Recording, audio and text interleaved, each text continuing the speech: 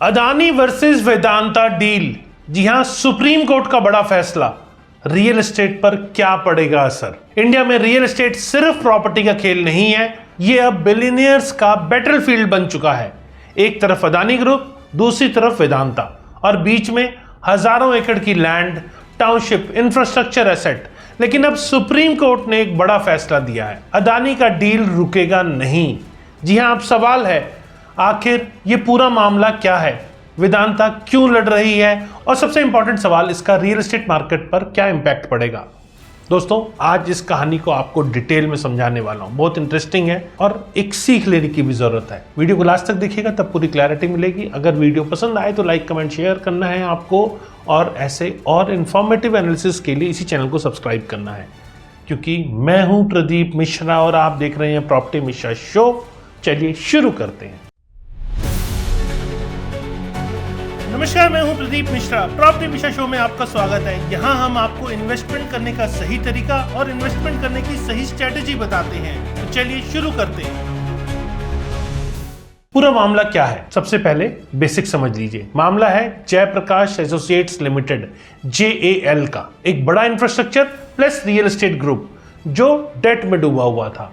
इसके पास क्या एसेट हैं? Land parcels, housing projects, cement plants, power assets, Buddha international circuit मतलब F1 ट्रैक, यानी रियल एस्टेट प्लस इंफ्रा का बड़ा पैकेज। अब इस कंपनी को रेस्क्यू करने के लिए इंसॉल्वेंसी प्रोसेस शुरू हुआ और बिडिंग शुरू हुई। अदानी वर्सेस वेदांता क्यों लड़ रहे हैं, क्यों इनकी फाइट हो रही है, ये कहानी बहुत इंटरेस्टिंग होती है। दो बड़े प्लेयर सामने आए, अदानी ग्रुप और वेदांता। तो चलिए वेदांता का दावा बता देता हूं, क्योंकि वेदांता ने कहा हमारा बिड ज्यादा बड़ा है, क्रेडिटर्स को ज्यादा पैसा मिलेगा। लगभग 17,000 प्लस करोड़ का प्रपोजल है। और अदानी का एडवांटेज, अदानी का बिड थोड़ा सा कम था, 14,500 करोड़ रुपए, लेकिन अपफ्रंट पेमेंट ज्यादा थी, इसीलिए लेंडर्स ने अदानी को प्रेफर किया। सिंपल लैंग्वेज में कहूं तो कम प्राइस लेकिन ज्यादा कैश अपफ्रंट, डील जीत गया। अब सुप्रीम कोर्ट का फैसला क्या है? जी हां, सुप्रीम कोर्ट ऑफ इंडिया ने क्या कहा?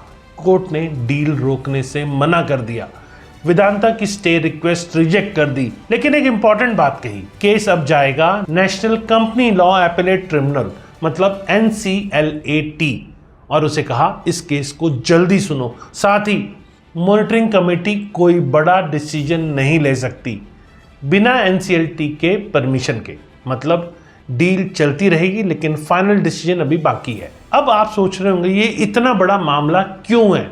जी हाँ, इंडिया का सबसे बड़ा डिस्ट्रेस्ड एसेट डील, हजारों करोड़ की property, prime land plus infra assets. ये डील फ्यूचर प्रेसिडेंट होगी। हम बात करें commercial wisdom versus legal fight की, तो लेंडर्स ने अदानी को चुना।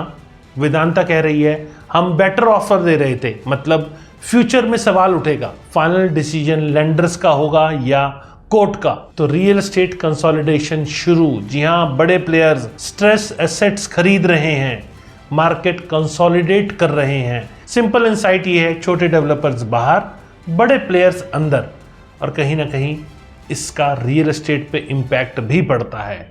जी हां, स्टक प्रोजेक्ट रिवाइव होंगे। जयप्रकाश जैसे प्रोजेक्ट सालों से स्टक थे, अब अगर अदानी डील कंप्लीट होती है तो प्रोजेक्ट रिवाइव करेंगे, कंस्ट्रक्शन रीस्टार्ट होगा, और इसका बिगेस्ट इम्पैक्ट आता है वो ये है कि होम बायर्स को रिलीफ मिलता है।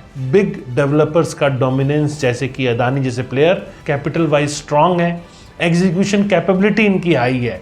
इसका मतलब फ्यूचर मार्केट में trust is equal to big brand, और लैंड बैंक पावर शिफ्ट भी यहां देखने को मिलेगा। JAL के पास ह्यूज लैंड बैंक है, अब ये जाएगा बड़े कॉर्पोरेट के पास। इससे लैंड कंट्रोल कंसंट्रेट होगा, प्राइसिंग पावर बढ़ेगी, और साथ में इन्वेस्टर कॉन्फिडेंस बूस्ट की भी बात कर लेते हैं। जब कोर्ट क्लियर सिग्नल देता है प्रोसेस चलेगा तो इन्वेस्टर कॉन्फिडेंस बढ़ता है, कैपिटल इनफ्लो बढ़ता है। तो क्या करना चाहिए आपको, एक इन्वेस्टर को क्या करना चाहिए? स्ट्रेस प्रोजेक्ट्स आइडेंटिफाई करो जहां लीगल क्लैरिटी आ रही है, रिवाइवल के चांसेस हैं। बिग डेवलपर प्रोजेक्ट्स को टारगेट करो। Adani, DLF, Godrej type players, इनके पास कैपेसिटी ज़्यादा है फंड लगाने की। तो ऐसे प्रोजेक्ट जल्दी रिवाइव हो सकते हैं, सेफर इन्वेस्टमेंट मानी जाती है। यहाँ आपके स्टक प्रोजेक्ट में लगे पैसे भी आपको अच्छा रिटर्न दे सकते हैं। तीसरा, लैंड बैंक एरियाज ट्रैक करो जहां लार्ज स्केल एक्विजिशन हो रही है, फ्यूचर ग्रोथ जोन्स वही हैं।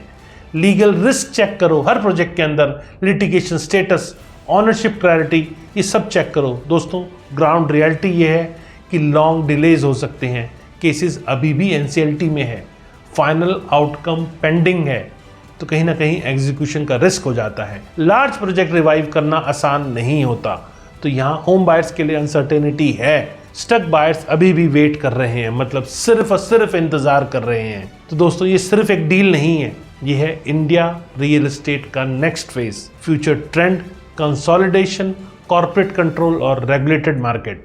सिंपल लाइन में कहूं तो रियल एस्टेट अब बिल्डर ड्रिवन नहीं, कॉर्पोरेट ड्रिवन होगा। सुप्रीम कोर्ट का ये फैसला रियल एस्टेट मार्केट के लिए एक बहुत बड़ा सिग्नल है।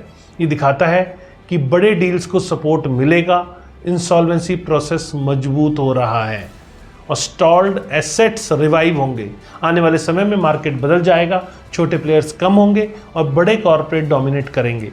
जो इन्वेस्टर आज strong developers, legally clear projects और रिवाइवल अपॉर्चुनिटी को पहचान लेगा, वही फ्यूचर में सेफ और स्ट्रॉन्ग रिटर्न पाएगा। कैसी लगी मेरे द्वारा दी गई जानकारी? अगर जानकारी पसंद आई तो लाइक करें, कमेंट करें और शेयर करें।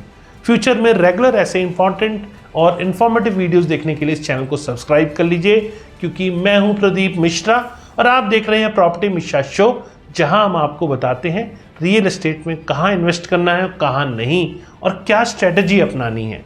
नमस्कार, जय हिंद।